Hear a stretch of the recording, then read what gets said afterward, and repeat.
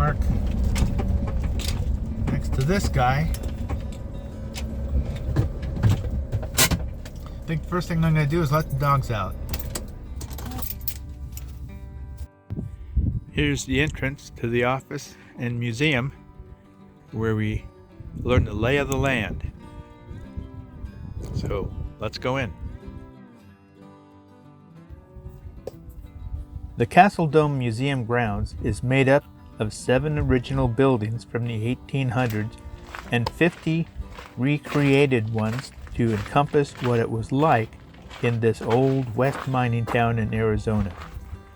They also collected mining artifacts from around the area from that period of mining. A little one-holer. And go out here to Adam's cabin, which is one of the cabins of the original miners that helped build this town. Let's go in and say hi. Well, howdy, Adam. He looks pretty comfortable here, sitting with his guitar and the serape around him. Got his nice comfortable bunk, windows, got a nice stove here to cook, pans and dishes. He's pretty well situated. Got his coffee, all his elixirs. Well, play me a tune, huh, Adam? Not in the mood today, huh? Okay. This is quite the house. I guess they really didn't have to worry about the cold down here. Pretty much the heat. Go over here and it says, Castle Dome silver is a high-grade ore which yields about 45 ounces of silver per ton. From 1864 to 1979, the district's ore was mined successfully.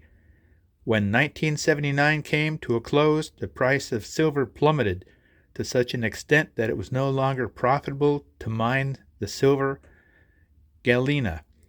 The process to separate the silver from the lead cost more than the silver was worth. Thus, Castle Dome's mines closed. Well, let's go out and explore more of this old town. So we're going to explore all of this, and then we're going to go on a mine tour to the fluorescent mines. I just have to keep watching my clock here. So I'll try to do a loop here. On second thought, I'll go the opposite way everybody else is.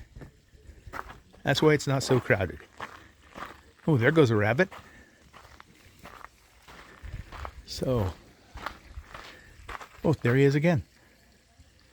That's pretty neat. Okay. Let's go in here and see what this is. Whoa, this is interesting. I love this kind of history. It shows you what people went through to build this nation. We have nothing to complain about in this modern day. Nothing. No way could we do what our grandparents, our great-grandparents did in what they considered their modern times.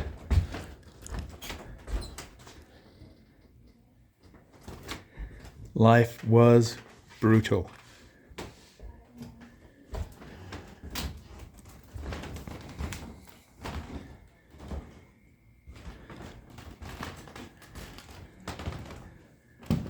Whoa, an old printing press here.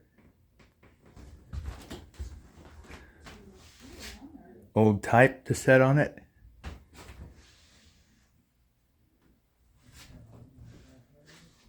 Old typewriter. An old safe. Looks like surveying equipment. This is just fascinating. This is when. Here's a little bar. Got your card table, your whiskey, your entertainment. sexy pictures over there in the corner. And a piano for the piano man.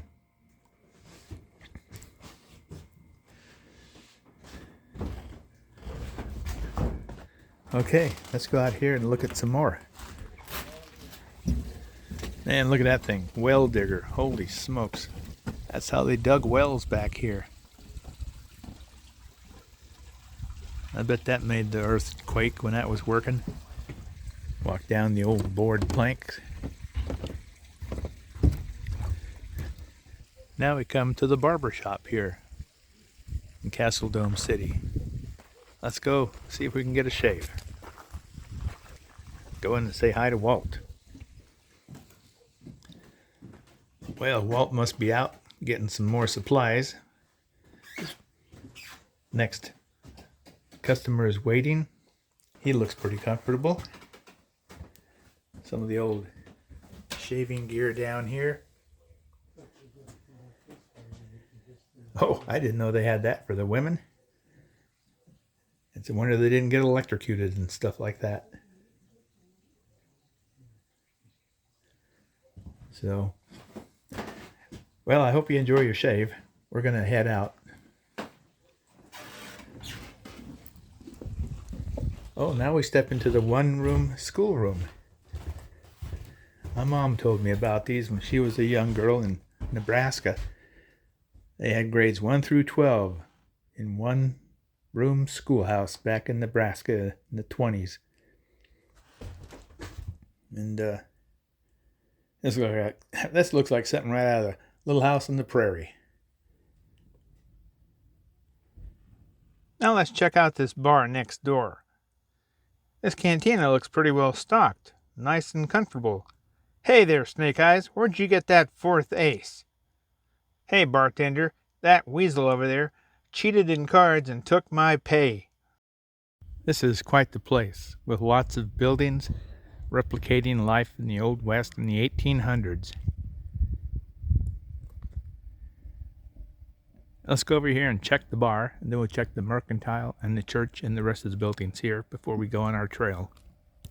I guess any place in the Old West that served liquor could be considered a bar, no matter what it looks like. Now let's go in and check out the mercantile. Check out the wares. All kind of beans and stuff. Lots of mining gear. Explosives. All kind of elixirs for whatever ails you. Lots of stuff here. Here in this building, we have some kind of huge mechanical slushing machine, I think is what it is. And over here behind it, we have an ore elevator next to a personal elevator to take workers up and down the shaft below us and bring the ore in buckets up and dump into this huge slushing machine. And where there's miners and saloons, there's plenty of churches, so they can all be saved Sunday. This church was lucky enough to have a beautiful pipe organ for their Sunday worship music. Next, we have a huge blacksmith shop. There's lots of things to be fixed and made when you're in a mining town as big as this one was.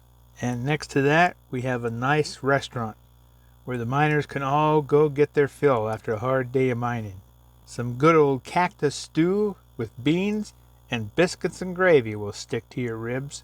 And of course, with all the valuable ore being ground out of the earth, there was plenty of money, and you needed a good bank to put it in. Well, it looks like the teller took off for lunch. Boy, will he be upset when he comes back to find that the vault has been emptied. Well, in order to make the once-a-day mine tour, I had to cut my walk through the museum grounds short. Well, the mine tour took over 2 hours, and I thought it was fantastic. After the mining tour, the girls and I went down the road and into the Kofa Wildlife Refuge where we had our camp. We played peekaboo behind the cactus and played in the van. Later, we watched the sunset behind the mountains illuminating the cactus around our RV. And as always, The girls and I wish you happy trails and woof woof.